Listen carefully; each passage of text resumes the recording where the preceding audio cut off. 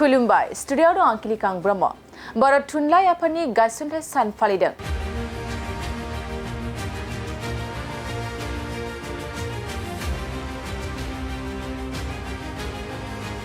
बर' थुनलाइ आफादनि गायसनथाइ सानजों लोगोसे सा धेकियाजुलि गुदि बर' थुनलाइ आफादनि रुफाथि मायथाइ फोरबो आरो खुंगा 25थि बोसोरसालिया जथुमाया दिनैनिफ्राय जागायबाय।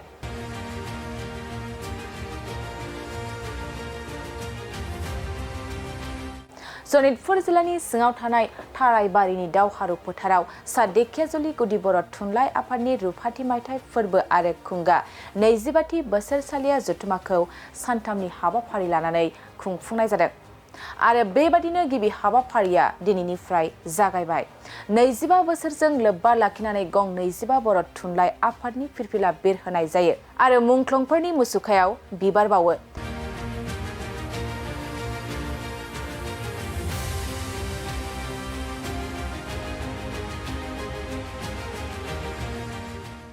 हाबाफारिनि सोमोन्दै गुवारै फोरमायनानै होयो सा धेकियाजुलि गुदि बर' थुनलाइ आफादनि आफादगिरि शरद बसुमतारी बिथाङा।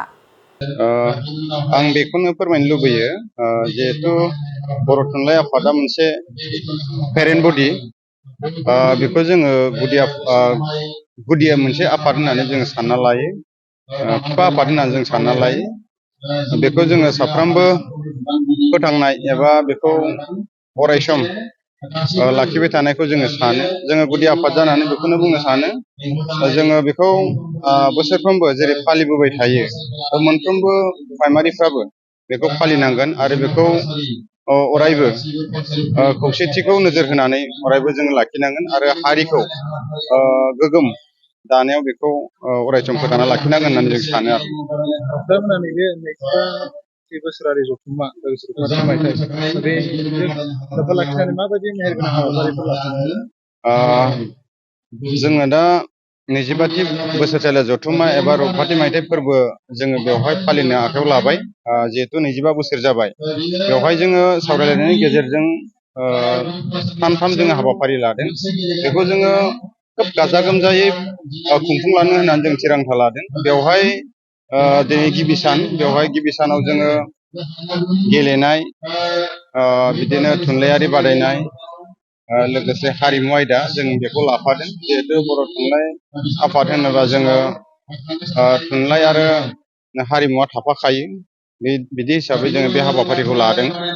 लोगोसे गाबोननि दिनाव जोङो जिहेतु जोङो 25 बोसोर जाबाय, 25 बोसोर जानाय हिसाबै जोंनि बे गुदि आफादनि सिङाव माखासे बिबानगिरिफोरा बिदिनो बारग' जाबाय, बैसो जाबाय, बिथांमोनखौ जोङो मान होनाय मोनसे हाबाफारि लादों। लोगोसेनो बेवहाय जोङो गुदि आफाद हिसाबै साबसिन फोरोंगिरि हिसाबैबो जोङो सायख'नो थाखाय थांखि लादों। लोगोसे जोंनि हालामाव बयनिख्रुइ साबसिन समाज सिबियारि हिसाबै बेखौबो जों सायख'नो लादों। लोगोसे जोंनि हालामाव दासिमाव साबसिन फालांगि सोर मावदों बेखौ जोङो सायख'नानै मोनसे साबसिन फालांगि हिसाबै सायख'नो थाखाय जों बेखौबो थांखि लादों। अलरेडि जों लाबायबो, गाबोननि गेजेराव जोङो मान होगोन।